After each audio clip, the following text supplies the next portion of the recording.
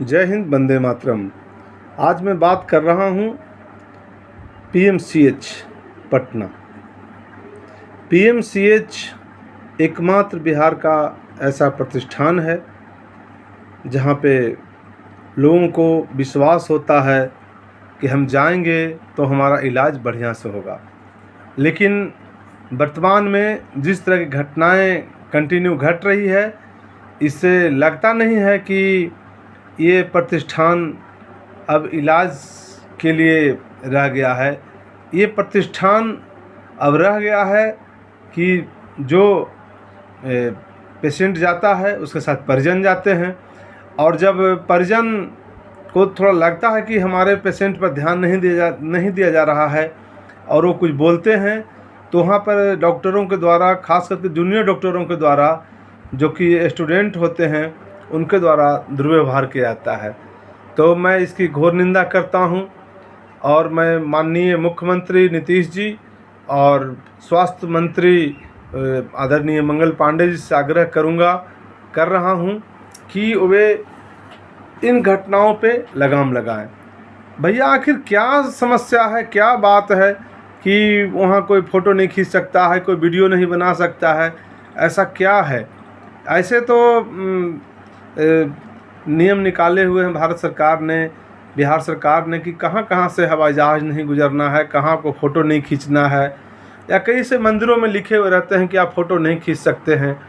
लेकिन पीएमसीएच में आखिर क्या है कि वहाँ के डॉक्टर फ़ोटो खींचने से मना करते हैं, वीडियो बनाने से मना करते हैं? इससे साफ स्पष्ट होता है कि कहीं न कहीं वहाँ पर कुछ झोल है, और जिसके लिए रिजल्ट जो है सो मिला जनता जंक्शन के राय जी को मिला, और अभी 2-4 दिन पहले देखिए मनीष कश्यप जी को इसका रिजल्ट मिला।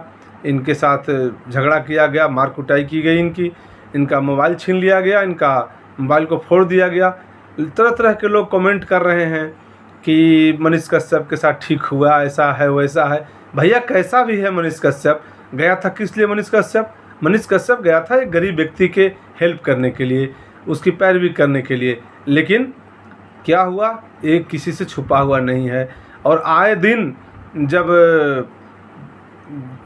परिजनों के साथ इस तरह का दुर्व्यवहार होता है, गरीबों के साथ दुर्व्यवहार होता है, झगड़ा झंझट होता है, तो सुनते होंगे कि मेडिकल में, पीएमसीएच मेडिकल में जो है, वहाँ के जूनियर डॉक्टरों ने हड़ताल कर दिया।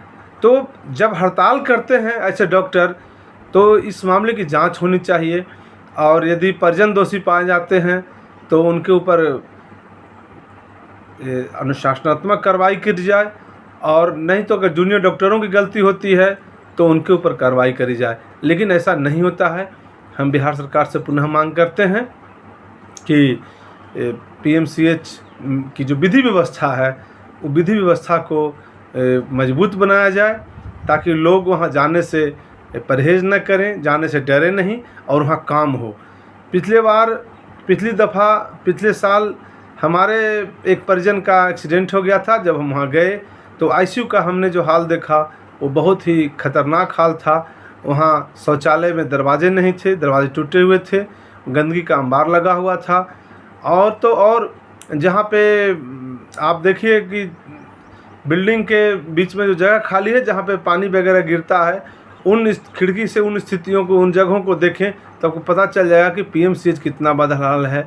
वहाँ पर कहीं पट्टी टंगा हुआ है, कहीं बैंडेज फेंका हुआ है, कहीं कुछ पूरा गंदगी से भरा हुआ है। तो हम कह सकते हैं कि पीएमसीएच हमारा बिहार का नंबर 1 अस्पताल है, लेकिन वहाँ की हालत, वहाँ की व्यवस्था बहुत ही ख़राब है, वो बहुत ही बदहाली में है।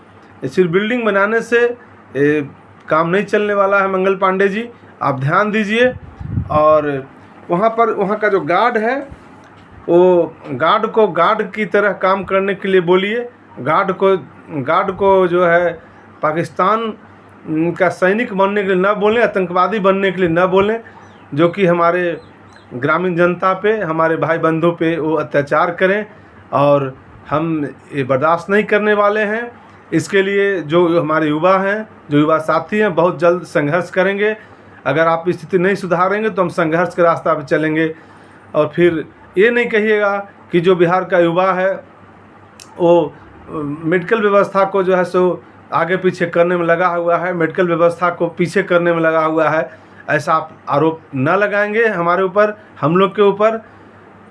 विशेष मैं क्या कहूँ, हमारी जनता समझदार है, हमारे युवा समझदार हैं, समझदारी से काम लें, लेकिन सरकार को इसके लिए समझने की ज़रूरत होगी।